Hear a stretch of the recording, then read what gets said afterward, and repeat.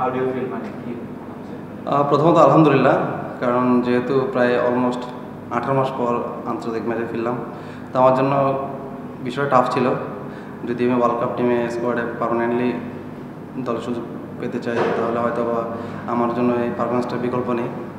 যেহেতু এর আগেও 2021-22 ওয়ার্ল্ড কাপে আমি শেষ মুহূর্তে বাদ পড়ি পারফরমেন্সের কারণে, তো এই জন্য অনেক বেশি সিরিয়াস ছিলাম, চাচ্ছিলাম যে এরকমটা পারফর্ম করার। আজকে নিজের বোলিং নিয়ে আজকে কতটা সন্তুষ্ট? না, আলহামদুলিল্লাহ। দেখেন, কিছুদিন আগে আমরা এখানে বিপিএল খেলছি, এখানে কন্ডিশনটা জানি। চিটাগাং সবসময় বরাবরই আমার জানা কন্ডিশন। এখানে আমি যখন এজ লেভেল খেলি সবসময় এই উইকেটে প্র্যাকটিস করেছি, তো এই জন্য আমার জন্য কিছুটা কন্ডিশনটা বুঝতে ইজি হয়েছে। একটা লম্বা সময় গ্যাপ, ইঞ্জুরি থেকে ফেরা, এটার জন্য ভেরি টাফ। এই সময় মেন্টালি সাইকোলজিক্যালি অনেক প্রেশার থাকে। আমরা দেখেছি যে আপনি অনেক কষ্ট করেছেন আর কি। আজকের ম্যাচের পরে আপনার কাছে কি আপনার মনে হয়, যেহেতু একটা রেসে আছেন, ওয়ার্ল্ড কাপের স্কোয়াডে থাকার রেস, সেই জায়গাটাই কি আপনি কনফিডেন্ট যে কন্টিনিউটিটা রাখতে পারবেন? হ্যাঁ, অবশ্যই। আসলে সত্যি বলতে আজকে অনেক নার্ভাস ছিলাম।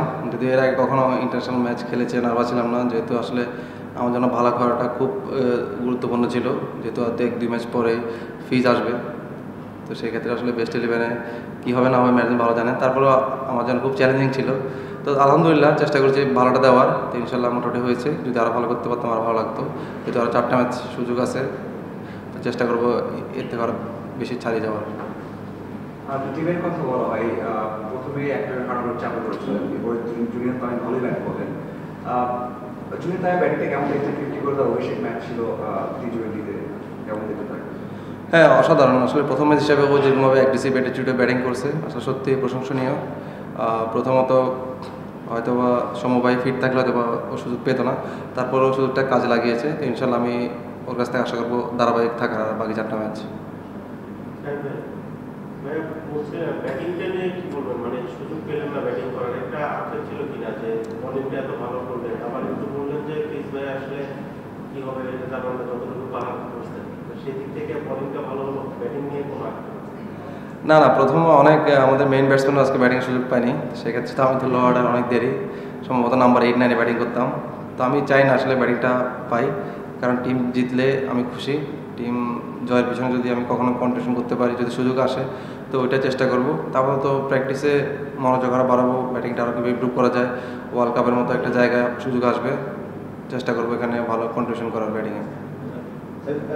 এই মাঠে রান হয়, আমরা এই উইকেটেও রান হয়। আজকে আসলে বোলারটা কি উইকেটটা ভালো বলতো হচ্ছে গিয়ে বাংলাদেশে দেখলাম প্রথমে হচ্ছে খুব একটা যে শেপে ছিল তা বলা যাবে না। আসলে মূলত উইকেটটা নিয়ে যদি একটু বলেন।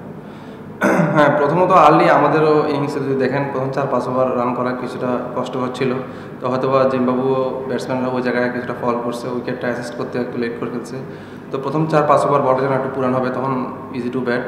তো আমার মনে হয় একটু উইকেটের ম্যারিট অনুযায়ী খেললে আমার মনে হয় যদি আমরা আগে ব্যাটিং করতাম 180+ অনায়াসে হইতো। যেহেতু বিপিএলও আমরা অনেক হাই স্কোরিং ম্যাচ এখানে দেখেছি, চিটাগাংয়ে বড় batting friendly wicket.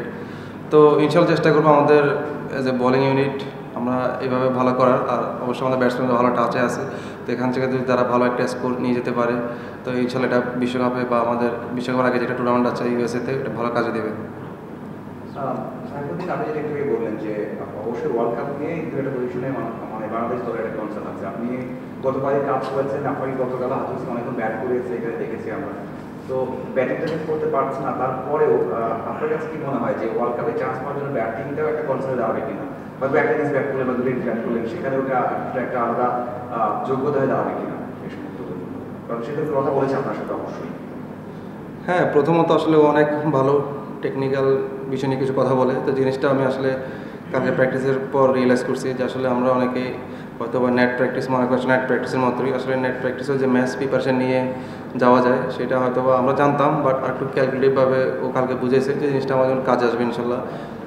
Next practice সেশনে আমি ওভাবে ব্যাট করার চেষ্টা করবো, সেটা প্র্যাকটিসে হোক আর ম্যাচে হোক। তো সবসময় মনোযোগী থাকা উচিত প্র্যাকটিসে, এটা ব্যাটিং হোক বলিং হোক, ম্যাচ সিনারিও ইন্টেন্ট নিয়ে আসলে প্র্যাকটিস করলে এটা অনেক কিছু কাজে দেবে ম্যাচগুলোতে। জিম্বাবুয়ে অপোনেন্ট হিসেবে অনেকে বলে যে অপোনেন্ট হিসেবে স্ট্রং না, ওয়ার্ল্ড কাপে ভালো প্রিপারেশন হবে না, এবং একটা ম্যাচ জিতলেন বা যেভাবে 41 রানে 5-7টাকে গেছে ওদের, তাহলে মনে হয় যে তারা ওরকম অপোনেন্ট না। আপনার কাছে কি মনে হয় 5 ম্যাচ খেললেন এবং নেক্সট ম্যাচগুলোতে কোনো চ্যালেঞ্জের মধ্যে পড়বেন কিনা মনে হয়? না দেখুন, ওভাবে যদি ওভারঅল চিন্তা করেন, জিম্বাবুয়ের এখানে 4-5টা প্লেয়ার আছে যারা অনেক ফ্র্যাঞ্চাইজি ক্রিকেট খেলে, ওই দিক থেকে আমরা অনেক পিছিয়ে আছি।